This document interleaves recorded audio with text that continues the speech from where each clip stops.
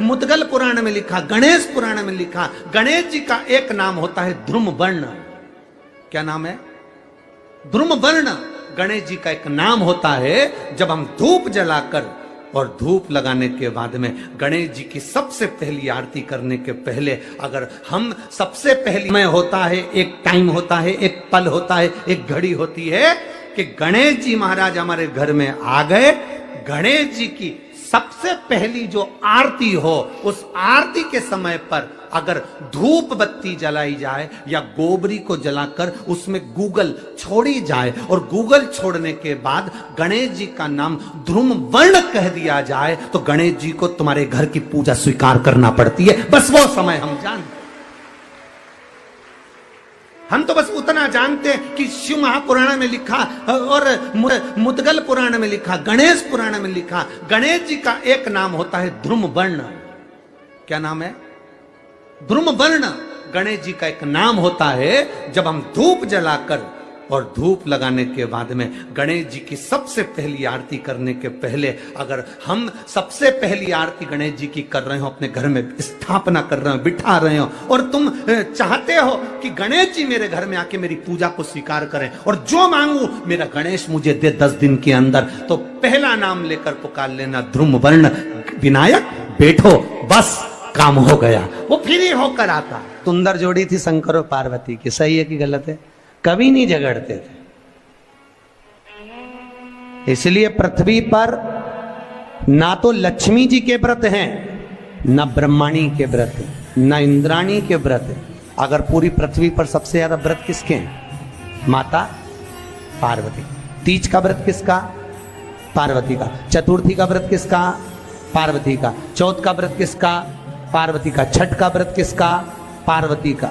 जितने व्रत है सब माता पार्वती। गणेश जी मैया को प्रसन्न करने के लिए अष्ट रूप में धारण करते हैं।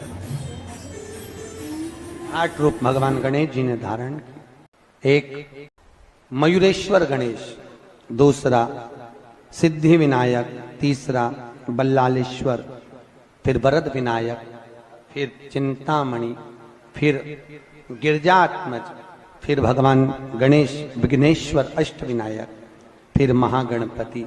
ऐसे गणेश जी के 8 नाम हुए। उस समय तिजोरी के अंदर जो गणेश की प्रतिमा रखी जाती है, किस नाम से रखी जाती है? तो तिजोरी में हम जो गणेश की प्रतिमा रखते हैं वो वरद विनायक के नाम से रखते हैं। कौन सा गणेश? वरद। वरद विनायक के नाम से तिजोरी में गणेश रखते हैं। और वरद विनायक के नाम से गणेश जी तिजोरी में रखाते हैं। आपको कथा में कहा था, घर में सीधी सूंड का गणेश और व्यापार व्यवसाय ऑफिस में उल्टी सूंड का गणेश होना चाहिए। वरद विनायक को तिजोरी में। जब मकान का गृह प्रवेश होता है तो गणेश जी की पूजन जो दरवाजे पर करी जाती है उसे सिद्धि विनायक गणेश कहते हैं। कौन सा गणेश? सिद्धि विनायक। जब हम घर में शुभ कार्य हो, बंदर बाल लगाएं, कोई दरवाजे पर शुभ लाभ लगाएं या स्वस्तिक बनाएं या माताएं दरवाजे पर रंगोली डाले, तो उसी समय पर सिद्धि विनायक के नाम से रंगोली डालना चाहिए। तो घर में लक्ष्मी बढ़ती है, सिद्धता बढ़ती है। याद रखिए, कभी भी गणेश जी को, मिट्टी के गणेश जी लाते हो भादो महीने में, तो विसर्जन करो तो विसर्जन के समय पर 2 बिंदी, एक कंकु की, एक हल्दी की, दीवार पर जरूर लगा देना चाहिए। क्यों? क्योंकि गणेश जी हमारे यहाँ आते हैं तो रिद्धि सिद्धि के साथ आते हैं, पर जब गणेश जी जाते हैं अगर हम बिंदी नहीं लगाते हैं तो गणेश जी अपनी रिद्धि सिद्धि को साथ में लेकर चले जाते हैं। पति के साथ पत्नी वापिस चली जाती है। जब हम बिंदी लगाते हैं तो उसका मतलब होता है कि हमारे घर की बहू हमारे घर में रहे, बेटा भले भ्रमण के लिए जाए। तो गणेश जी जाते हैं, रिद्धि सिद्धि घर में रह जाती है। इसलिए रिद्धि सिद्धि को घर में रखने के लिए 2 बिंदी लगाना चाहिए, एक कुंकू की, एक हल्दी। रिद्धि सिद्धि। गणेश जी की प्रियता है दुर्वा। क्या प्रियता है? दुर्वा। कितनी दुर्वा गणेश जी को समर्पित करी जाती है? मात्र 5। कितनी? आज के जमाने में लोग गट्ठा बनाकर चढ़ा दें, वो अपनी जगह पर 5 दुर्वा पंचम इंद्रियों को वश में करने के लिए और भगवान के 5 जो स्वरूप हैं उनको अपने भीतर उतारने के लिए पंच दुर्वा। और दुर्वा में भी 3 गांठ। जब दुर्वा समर्पित करी जाती है तो उसमें नीचे दुर्वा की डंडी पर गांठ रहती है, 3 छोटी छोटी गांठें होना चाहिए। चतुर्थी का जो व्रत करने वाली होती हैं, जो चतुर्थी का पूजन करने वाली होती हैं, उनके भीतर का एक भाव होता है कि जैसे ही शाम का समय आए चंद्रदेव का पूजन करें, चंद्र जब प्रकट हो जाए, कलश भर लिया, उसके नीचे आखा दाना रख दिया, चावल गेहूं जो भी आप रखते हो पूजन के लिए, ऊपर पात्र आदि रख दिया, जलाशय, फिर अपन ने घी का दिया लगाकर पूजन भी कर ली। तो जो चतुर्थी का पूजन करने वाली होती है, जो चतुर्थी का नियम व्रत धारण करने वाली होती है, बड़ी बड़ी चतुर्थियां करती हैं या उसका नियम धारण करती हैं, तो चतुर्थी का जो पूजन करती है वो किस चीज के लिए होता है? केवल संतान, पुत्र, परिवार, हमारा कुटुंब, हम जिस कुल में है, हमारा कुल वैभव की ओर बढ़े, संपदा की ओर बढ़े और उसकी आयु बढ़े, उसकी आयु बढ़े, वैभव बढ़े। बहुत ध्यान दीजिएगा महाराज, चतुर्थी की पूजन में जो आप आखा दाना रखते हो, गेहूं वगैरह कुछ भी जो रखते हो, उसकी बड़ी महत्वता होती है महाराज। यहां तक कहा गया है, चतुर्थी की कथा तो आप लोग पढ़ते होंगे, जो लोग पढ़ते हैं उनको मालूम होगा, चतुर्थी की कथा में लिखा है, चौथ माता के व्रत में वर्णन किया गया है कि वो आखा दाना जो रखा जाता है, मान लो कोई जरूरी काम होता है तभी आखा दाना को रखा जाता है, संभाल के रखते हैं कि हम इस काम के लिए जा रहे हैं और हमारा ये कार्य सफल होना चाहिए। तो जिसने चतुर्थी का व्रत करा है, जिसने चंद्रदेव का पूजन करा, चतुर्थी का व्रत करा, वो गणेश जी से विनती करके वहां से 2-4 आखा दाना उठा ले और जो व्यक्ति का काम अटक रहा है अपने ही घर का, पर दूसरे कुल को नहीं देना, अपने ही कुल के अंतर्गत जो काम अटक रहा है उसकी जेब में, उसके पल्लू में उस चीज को रख दिया जाए। तो चतुर्थी जो अगली आती है, जैसे आप महीने की करते हो तो महीने की, और आप जैसे करते हो कि 4 अलग बड़ी बड़ी चतुर्थी करते हो तो उसके अनुसार आपका कार्य सिद्ध होता ही है। उस आखे दाने का इतना महत्व होता है क्योंकि चतुर्थी का व्रत करने वाली माता जब व्रत करती है तो स्वयं चतुर्थी की कथा में लिखा हुआ है कि पार्वती जी गणेश जी से चतुर्थी की कथा बचवाती। चतुर्थी की कथा बाची किसने थी? स्वयं गणेश जी महाराज ने। और सुनी किसने थी? माता पार्वती। बाचने वाले गणेश जी थे, सुनने वाली माता पार्वती थी। तो चतुर्थी की कथा जब होती है तो उसको स्वयं गणेश जी बाच रहे हैं।